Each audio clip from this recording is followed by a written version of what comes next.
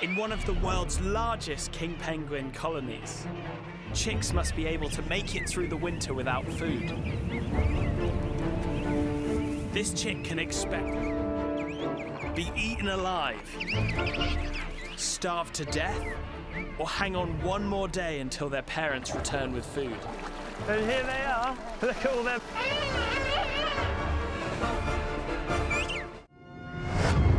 How is it possible that life the whaling stations were abandoned? This is an awe-inspiring story of how, if given the chance, nature can bounce back on a scale you're not going to believe. This is Resurrection Island.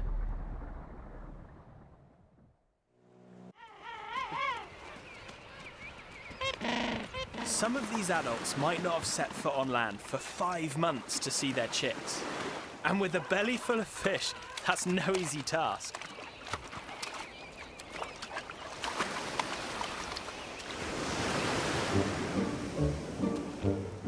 The worst part is over.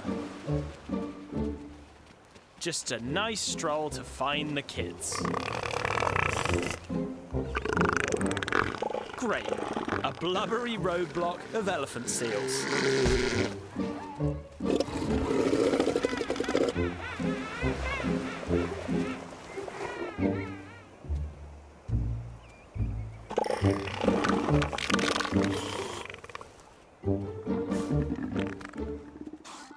You've got that big swimming pool in the middle.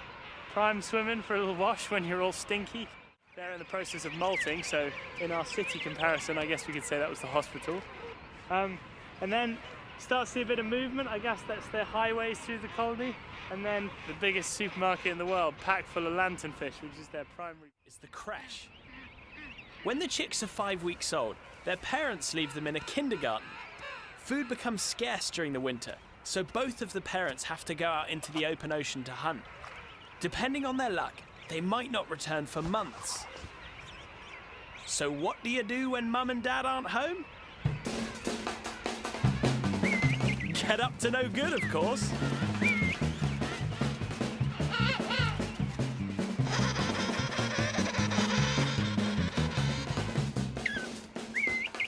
Amazing fluffy coats.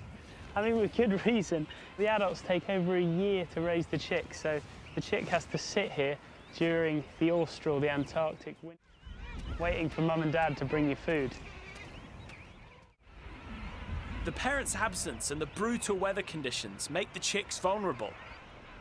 And that's what the giant petrels are here for.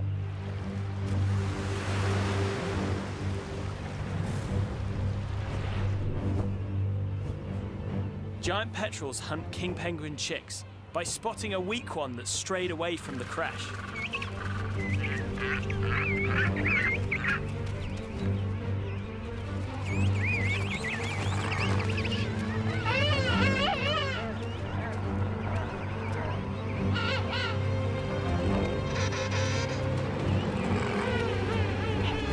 Luckily this time, they have strength in numbers, and the giant petrel can't single one out.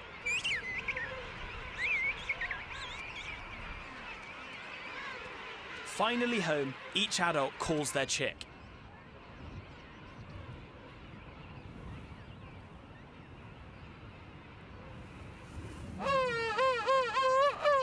And scientists actually found that towards the end of the foraging trips, the bellies of the penguins, which is their normal body temperature, and so they think it's almost like a cool box in their belly to keep the fish fresh, but now to regurgitate it to the chick.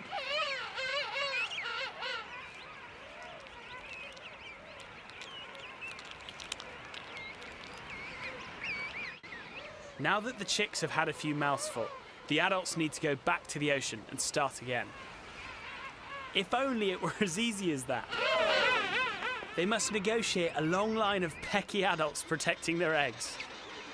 Go, go, go, run, run, run, run, run, peck, peck, peck, peck, peck. That's brilliant. What an awesome tactic.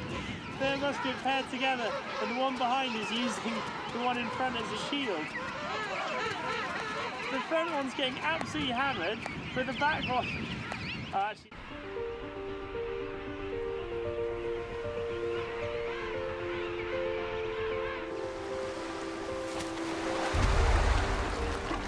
And there they go. Back out to sea, off to get another belly full of fish for their then dive to 300 metres, 1,000 feet is pretty spectacular.